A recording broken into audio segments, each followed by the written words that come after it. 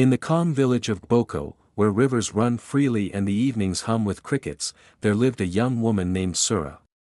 She was not just loyal but also kind-hearted and soft-spoken. She had one dream, to love and be loved deeply. But love, as she would come to learn, was not just a dream. It was a test. Ungudir was the kind of man who walked into a room and made time slow. A city boy sent to the village to take care of his ailing grandmother.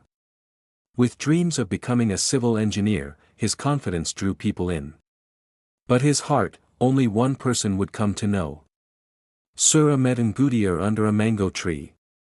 It was innocent at first, smiles, helping hands at the stream, shared laughter. But what started as friendship quickly bloomed into a rare kind of love. One that spoke through actions, not empty words. But love was about to be tested. Ungudir gained admission into a university in Markudi. Distance whispered doubts, but they vowed to fight. They called and texted each other often, yet love. True love, always demands more. When Sura's father fell sick, and hospital bills piled up, Ungudir sent her part of his school fees without hesitation. "We'll find another way," he said. That indeed was love in action. Giving when it hurts. But one thing is certain, love never goes unchallenged. Rumors flew. Ungudir has found another girl in Markudi, they said. Even Sura's friends urged her to move on. Doubt crept in, but her heart refused. She remembered every sacrifice. Every late-night prayer. And every moment Ungudir had chosen her. Sura then decided to travel to Markudi unannounced. When she arrived, she found Ungudir exhausted, living in a boys' quarters, working 2 part-time jobs, to support his education. He was still wearing the pendant she gave him. Sura then finally confirmed Ungudir had no other girl. That day, tears flowed. Not of pain. But of love proven true. Just when things seemed right, Ungudir's grandmother passed away. Many blamed him for not being there. This made him sink into guilt. He broke down completely, and emotionally withdrew from Sura, who deeply understood what Ungudir was passing through. Years passed. Ungudir graduated, got a job, and started rebuilding. He never forgot the woman who stayed in his little beginnings. He decided to travel to Boko and then went on to summon Sura at the mango tree where it all began. When Sura eventually got there, Ungudir heard the whisper of love in the rustling leaves. The scent of sweet memories hanging in the air. He placed his hand upon the bark of the tree and took a deep breath. "This place," he said, with a voice soft as the wind, "reminds me of where the journey of our love started, my beautiful Sura. Here, under these branches, we planted a seed, not of fruit, but of a promise. A tender vow made with eyes, and sealed with hearts, beating in quiet rhythm." He smiled through the ache of memory, for though time had carried them far, the mango tree yet remained still. A silent witness to their beginning, and to a love that never truly ends. With sweet words, scattered like petals in the breeze, and with the sun pouring golden blessings through the leaves, he gazed into Sura's eyes. Deep, tender pools of light, where his past, present, and future quietly danced. With a voice woven from love and longing, he spoke not just with words, but with the weight of all their memories. Then as the breeze held its breath, he whispered, "Let me walk every tomorrow with you. Will you marry me, Sura?" Her smile blossomed like morning light. Soft. Sure. And full of quiet grace. It needed no words. For in that radiant curve was an answer more powerful than speech. It was yes spoken through the soul. A vow wrapped in warmth and wonder.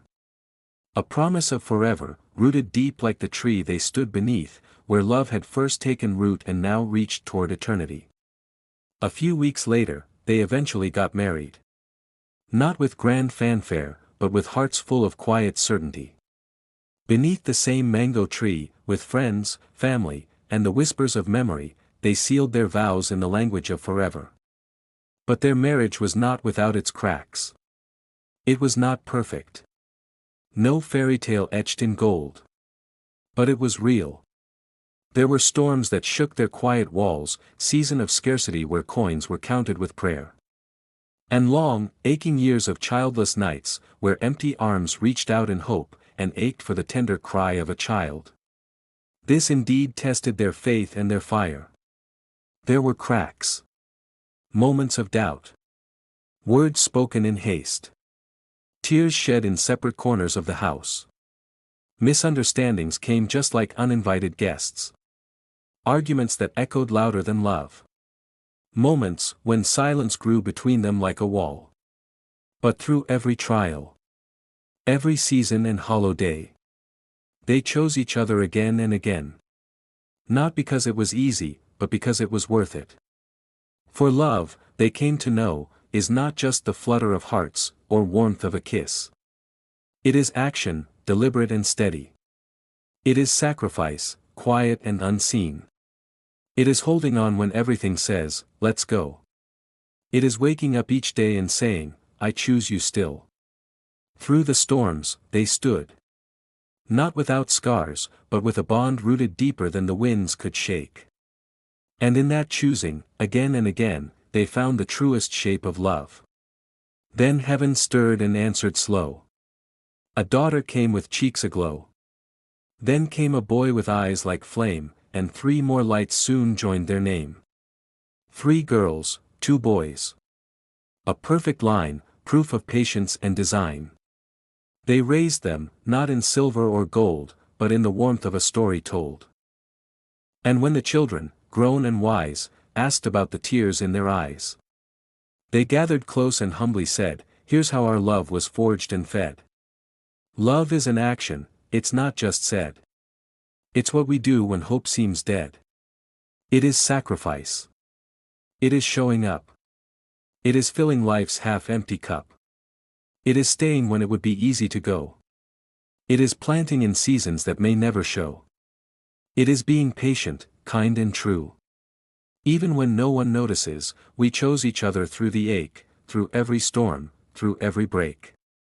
We built this family, not by chance, but by faith, and love's deep dance. Now hand in hand, aged but proud, they watch their children laugh aloud. 5 hearts raised by 2 who knew, that love is work and they saw it through. Thank you for watching this heartfelt journey of love, sacrifice and perseverance. Remember, love is not just a feeling. It is an action. A choice we make every day. Don't forget to like, share and subscribe to Geraldinho Stories for more inspiring tales. Until next time, stay loving. Stay strong.